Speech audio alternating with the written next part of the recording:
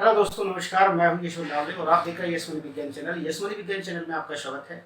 आज के वीडियो में हम देखेंगे यहाँ पर रेडॉक्स अभिक्रिया के बारे में जानेंगे। रेडॉक्स अभिक्रिया क्या है, साथ साथ में इसमें रेडॉक्स अभिक्रिया के साथ में ही जुड़ी अभिक्रिया जो वास्तव में रेडॉक्स अभिक्रिया इसी मिलकर बनी हुई है, ऑक्सीकरण और अपचयन अभिक्रिया। तो इनकी हम परिभाषा को स्पष्ट करेंगे बहुत ही सरलतम तरीके से, जो कि आपको एक ही बार में याद हो जाएगी। चलिए आइए शुरू करते हैं एक छोटे से इंट्रो के साथ।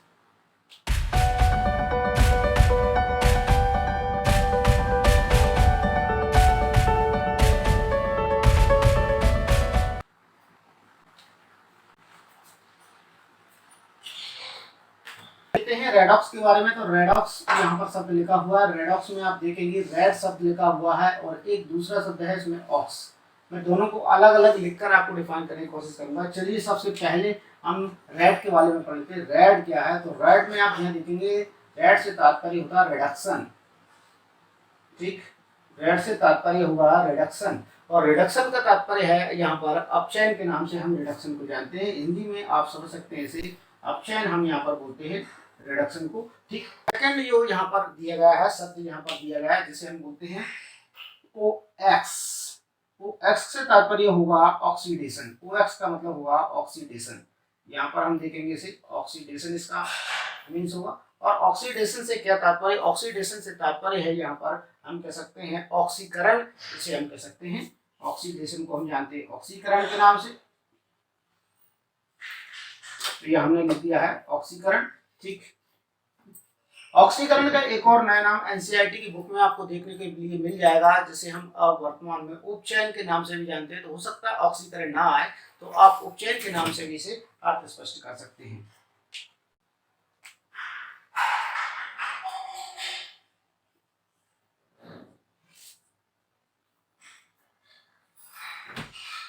तो यहाँ आप इसे उपचयन भी बोल सकते हैं, कोई दिक्कत नहीं।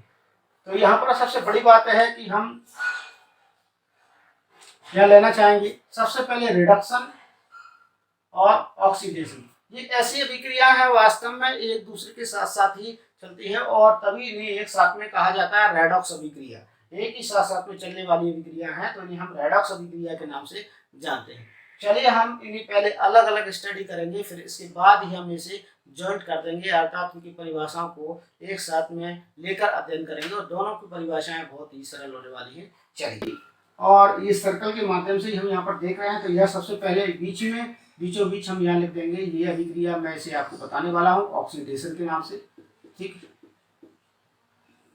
ये ऑक्सीडेशन के नाम से मैं आपको बताऊंगा। इसके बाद दूसरा मैं बताऊंगा आपको यहाँ पर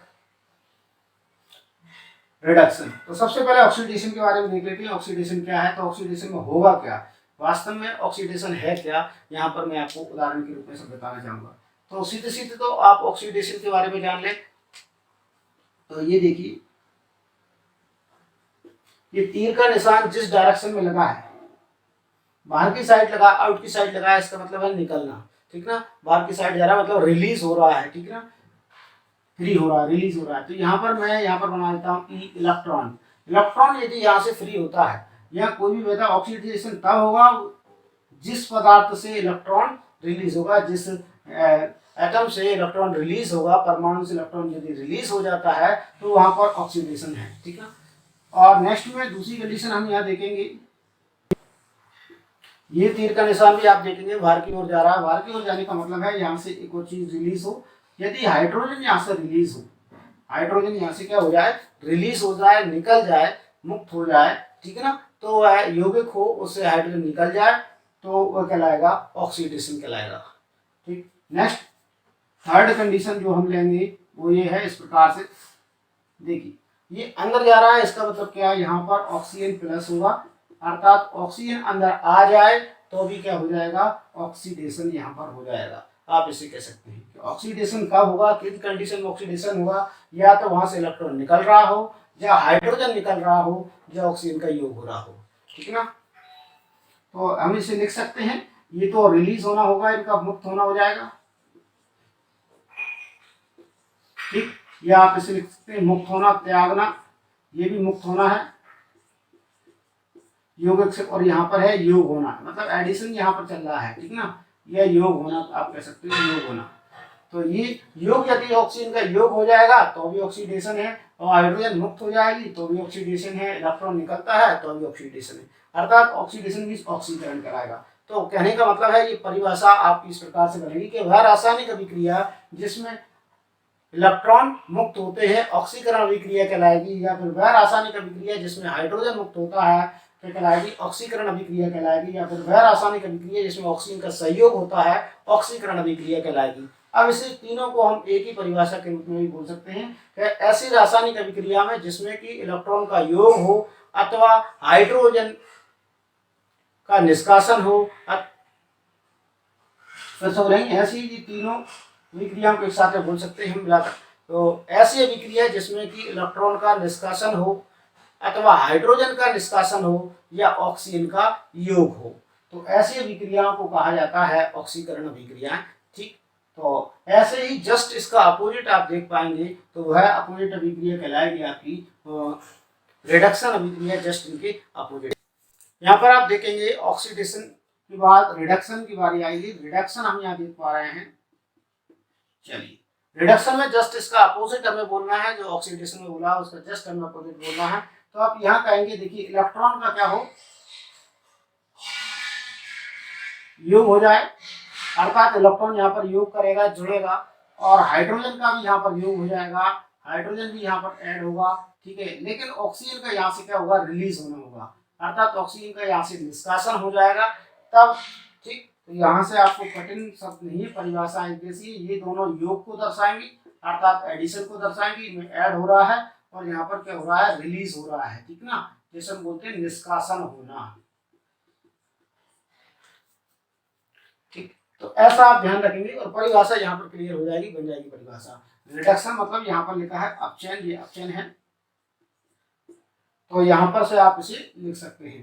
देखिए परिभाषा क्या होगी, वह रासायनिक अभिक्रिया जिसमें कि इलेक्ट्रॉनों का योग हो तो अपचयन अभिक्रिया कहलाएगी, तो वह रासायनिक अभिक्रिया जिसमें कि हाइड्रोजन का योग हो अपचयन अभिक्रिया कहलाएगी, और ऐसी रासायनिक अभिक्रिया जिसमें कि ऑक्सीजन का निष्कासन हो जाए वो कहलाएगी अपचयन अभिक्रिया। अब तीनों परिभाषाओं को एक ही परिभाषा में संबद्ध कर देते हैं, तो आप उसे किस प्रकार से लिख सकते हैं यहाँ देखेंगे। तो सबसे पहली बात ये आपको लिखना है कि ऐसी रासायनिक अभिक्रिया जिसमें इलेक्ट्रॉनों का अथवा हाइड्रोजन का योग हो तो वो कहलाएगी, अथवा ऑक्सीजन का निष्कासन हो रहा हो तो हम उसे कह सकते हैं अपचयन अभिक्रिया। ठीक, अब चूंकि ऑक्सीकरण और अपचयन अभिक्रियाएं दोनों एक दूसरे के संबंधित होती हैं तो दोनों अभिक्रियाओं को हम यहाँ पर अटैच करके एक उदाहरण के रूप में यह देख सकते हैं और दोनों को एक ही चित्र के माध्यम से भी समझ सकते हैं। यहाँ पर हम रिडक्शन और दूसरे में मैं लिख देता, फर्स्ट में मैं लिख देता हूँ यहाँ पर ऑक्सीडेशन। तो वो यहाँ पर मेरे पास रेक्टेंगल स्ट्रक्चर है जो कि आप देख पा रहे हैं। तो यहाँ फर्स्ट में मैंने लिख दिया है इसमें ऑक्सीडेशन, सेकंड में लिख दिया है मैंने रिडक्शन। अब यहाँ पर मुझे ये फॉलो करना है कि यहाँ से इलेक्ट्रॉन निकलता है, ऑक्सीडेशन से हमने अभी पढ़ा है, जस्ट ये इलेक्ट्रॉन को निष्कासित करेगा और रिडक्शन इसे एक्सेप्ट करेगा। यहाँ से आप इसे फॉलो कर सकते हैं। ठीक है, इसमें से हाइड्रोजन निष्कासित होता है, रिलीज होता है, और रिडक्शन इस हाइड्रोजन को एक्सेप्ट करने का काम करता है। फॉलो देखिए तीर कहाँ जा रहा है, अर्थात ये यहाँ पर से इसे एक्सेप्ट करेगा, ये एक्सेप्ट कर रहा है इसे। ठीक, और यहाँ से ऑक्सीजन रिडक्शन वाले में से रिलीज होगा और यहाँ पर ऑक्सीजन आ जाएगा, यहाँ प्लस हो जाएगा। तो यहाँ पर आप इसे समझ सकते हैं, इसका योग यहाँ होगा। तो इस प्रकार की योग आप एक ही बॉक्स की सहायता से ये चीज समझ सकते हैं, इसमें कोई दिक्कत वाली बात नहीं है। आपके पास जैसे मान लें कि ऑक्सीडेशन कब होगा, जब इलेक्ट्रॉन निकलेगा। यहाँ पर क्लियर तीर का निशान बता रहा है कि इलेक्ट्रॉन जब निकल जाएगा, यहाँ से इलेक्ट्रॉन जब रिलीज होगा तब जाकर ऑक्सीजन, इलेक्ट्रॉन यहाँ से रिलीज हो जाएगा तब जाकर यहाँ पर ऑक्सीडेशन हो जाएगा। इलेक्ट्रॉन के बाद हाइड्रोजन जब यहाँ से रिलीज होगा तब जाकर यहाँ पर क्या हो जाएगा, ऑक्सीडेशन हो जाएगा, और ऑक्सीजन का योग हो जाए तो भी यहाँ पर क्या हो जाएगा, ऑक्सीडेशन हो जाएगा। इस प्रकार से आप समझ सकते हैं, कोई दिक्कत नहीं। बहुत सरल ये है उदाहरण, आप इसमें एक उदाहरण भी ले सकते हैं, कोई दिक्कत नहीं है। सरल उदाहरण जैसे गाय है, गाय को आप रोटी डालते हैं या रोटी देते हैं तो रोटी खिलाने के लिए आपके हाथ से रोटी निकलती है। रोटी को आप मान लीजिए इलेक्ट्रॉन मान लीजिए, हाइड्रोजन मान लीजिए, ठीक है ना, जो भी मान सकते हैं आप मान लीजिए कि आप दे रहे हैं तो देने का काम आपके द्वारा किया जा रहा है। जब देने का काम आपके द्वारा किया जा रहा है तो आप वहां पर इलेक्ट्रॉन दे रहे हैं या हाइड्रोजन दे रहे हैं, आप उसे ऐसा मान के चलेंगे तो आपके यहाँ पर ऑक्सीकरण होगा, आपका ऑक्सीकरण हो जाएगा और जैसे ही गाय उस रोटी को एक्सेप्ट करती है, या कुत्ता भी अगर रोटी लेता है वहां पर, वो भी अगर रोटी खाता है तो, या कोई और जानवर है और पशु वो रोटी ले रहा है, तो वहां पर उसका रिडक्शन हो जाएगा, क्योंकि वो उसे एक्सेप्ट कर रहा है। आप उसे रिलीज कर रहे हो, रिलीज कर रहे हो मीन्स हो जाएगा ऑक्सीडेशन, और सामने वाली पार्टी या सामने वाला जो भी लिविंग ऑर्गेनिज्म है, जीव है, वह उसे एक्सेप्ट करता है, रिसीव करता है, तो वह उसका अपचन हो जाएगा। तो यहाँ से आप इन दोनों परिभाषाओं को लिख सकते हैं। ठीक है, अब हम यहाँ पर देख लेते हैं एग्जाम्पल, इनकी रासायनिक अभिक्रिया देख लेते हैं। ऑक्सीकरण संबंधित अभिक्रिया भी हम यहाँ पर देखेंगे, और अपचयन अभिक्रिया के संबंध में भी उदाहरण हम यहाँ पर देख लेते हैं। चलिए, तो सबसे पहले मैं ऑक्सीकरण अभिक्रियाओं के लिए यहाँ पर उदाहरण बता देता हूँ आपको। ऑक्सीडेशन अभिक्रिया में उदाहरण आपको किस प्रकार से लिखना है यहाँ पर देखेंगे आप। तो सबसे पहले हम यहाँ उदाहरण लिखेंगे, जेडन का उदाहरण हम यहाँ पर लिख लीजिए। जेडन ठोस है जिसे लवण विद्युत घट्ट विलयन में घोला जाता है। घोलने पर यह सबसे पहले जिंक बन जाता है, जलीय विलयन में आयन के रूप में जहाँ पर मौजूद रहता है, और यहाँ पर 2 इलेक्ट्रॉन इसमें से निकल जाते हैं। यहाँ पर इलेक्ट्रॉन निकल रहे हैं, इसका मतलब है कि यहाँ पर जिंक का ऑक्सीकरण हो रहा है। जेड का यहाँ पर क्या हो रहा है, ऑक्सीकरण यहाँ पर इसका हो रहा है। रिडक्शन जिसे हम कहते हैं उपचयन इसका हो रहा है। ठीक, यहाँ पर जेड का क्या हो रहा है, उपचयन हो रहा है या ऑक्सीकरण इसका हो रहा है। तो ये अभिक्रिया आप लिख सकते हैं ऑक्सीकरण में। ठीक है ना। नेक्स्ट कंडीशन ऑक्सीकरण की हम यहाँ पर जानेंगे, तो हाइड्रोजन का निकलना यहाँ पर होगा। तो आप यहाँ पर से इसका एग्जाम्पल बखूबी देख सकते हैं। हाइड्रोजन का एग्जाम्पल में आप निकलने का एग्जाम्पल यहाँ देख सकते हैं। आयोडीन यहाँ से, आयोडीन से हाइड्रोजन निकल जाती है, तब बनता है आयोडीन, और H2 यहाँ पर प्राप्त होता है। तो ये भी एक प्रकार का आपको उदाहरण मिलेगा। तो बहुत ही अच्छा उदाहरण है जिससे हाइड्रोजन रिलीज हो रहा है। ठीक है ना। तो ये भी एक प्रकार का ऑक्सीकरण का ही उदाहरण आपके सामने है। और तीसरा उदाहरण जो कि ऑक्सीजन का सहयोग का उदाहरण है, वो आपको बहुत ही अच्छा उदाहरण है। मैग्नीशियम के साथ में ऑक्सीजन की क्रिया कराएंगे। अर्थात मैग्नीशियम के तार को जब जलाया जाता है, गर्म किया जाता है, तब यहाँ पर आपको ये उदाहरण देखने को मिलेगा। तो मैग्नीशियम ऑक्साइड यहाँ पर आपको प्राप्त होगा, ये मैग्नीशियम ऑक्साइड बन जाएगा। तो ये भी ऑक्सीकरण का ही उदाहरण है। ये तीनों ही ऑक्सीकरण के उदाहरण हैं, इन्हें आप बखूबी लिख सकते हैं, कोई दिक्कत नहीं है। नेक्स्ट में हम यहाँ देखेंगे, आपको आगे अपचयन के बारे में जानेंगे, या रिडक्शन जिसे हम बोलते हैं उसके बारे में हम यहाँ लिख देंगे। अपचयन जिसे एक और नाम से भी जाना जाता है, अपकरण नाम से भी हम इसे जानते हैं, वो भी आप यहाँ से नोटिस कर सकते हैं। और रिडक्शन हम इसे बोलते ही हैं, तो आप रिडक्शन के बारे में भी यहाँ से लिख सकते हैं। ठीक है ना। तो तीनों समीकरण इक्वेशन आप यहाँ से लिखेंगे। इक्वेशन में आपको फर्स्ट जस्ट इसका अपोजिट आपको बताऊंगा। ठीक है ना। तो कॉपर जब डाई पॉजिटिव है, डेनिस आप यहाँ देखेंगे डाई पॉजिटिव आयन, और यहाँ पर 2 इलेक्ट्रॉन एक्सेप्ट कर रहा है या ग्रहण कर रहा है। तो ये 2 इलेक्ट्रॉन जब एक्सेप्ट करता है, ये अभी जलीय विलयन अवस्था में है, जिसे हम कहते हैं एक्वस फॉर्म में है। ये 2 इलेक्ट्रॉन जब एक्सेप्ट करता है, रिसीव कर लेता है, तब इसके पश्चात यहाँ पर आपको देखने को मिलेगा ये कॉपर सॉलिड कंडीशन में कन्वर्ट हो जाता है और कैथोड पर जमा होने लगता है। ठीक, जैसे आप देख सकते हैं, ये आपको एक पहला एग्जाम्पल इसका मिलेगा। सेकंड में हम देख पाएंगे जस्ट इसका अपोजिट भी आप देख सकते हैं। और या फिर दूसरा एग्जाम्पल मैं आपको इसमें बता रहा हूँ, तो आप इसमें N2 हाइड्रोजन वाला एग्जाम्पल ले सकते हैं, जिसमें कि आपको मिलेगा अमोनिया गैस निर्माण का एग्जाम्पल आप दे सकते हैं इसमें।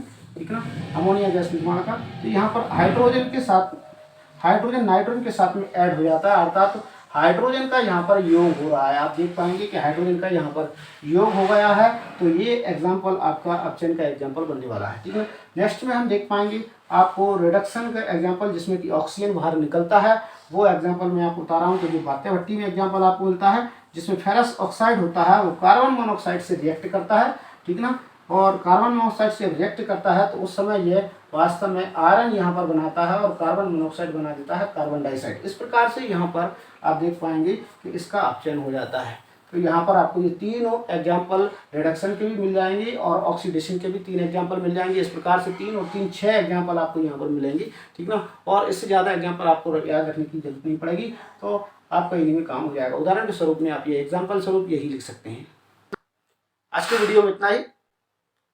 वीडियो कैसा लगा आप उसे, यदि अच्छा लगता है तो लाइक जरूर कीजिएगा, दोस्तों के साथ में शेयर कीजिए। और हर बार की तरह कहना चाहूँगा, यदि आप मेरे चैनल पर नए हैं और अभी तक आपने चैनल को सब्सक्राइब नहीं किया है या फर्स्ट बार वीडियो देख रहे हैं, तभी आप मेरे चैनल को सब्सक्राइब कर दीजिएगा। वीडियो आपके लिए बहुत ही मोस्ट खास होने वाला है। और ये चैनल पर भी मैं वो लगातार ये एजुकेशन वीडियो डालता रहता हूँ और बनाता हूँ। क्रमशः पार्ट 10 के यहाँ कंप्लीट हो चुके हैं, 9th का भी चल रहा है, 11th का भी अभी आधा कोर्स कंप्लीट हो गया है केमिस्ट्री का, और 12th का भी चालू किया है। तो आप चैनल पर बने रहिए, आपको आगे भी इसमें लाभ मिलने वाला है।